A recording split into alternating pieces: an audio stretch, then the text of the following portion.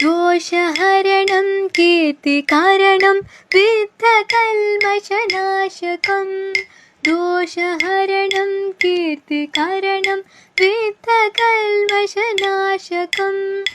अर्धदेहामङ्गलं नागनागम् आश्रयेऽहम् अर्धदेहामङ्गलं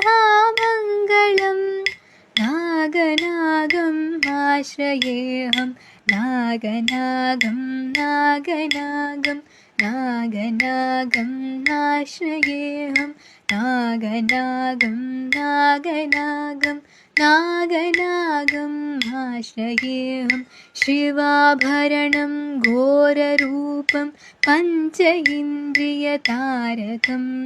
शिवाभरणं घोररूपं पञ्च इन्द्रियतारकं नित्यं जाग्रत्स्थितनिष्ठं नागनागम् आश्रयेऽहं नित्यं जाग्रत्स्थितनिष्ठं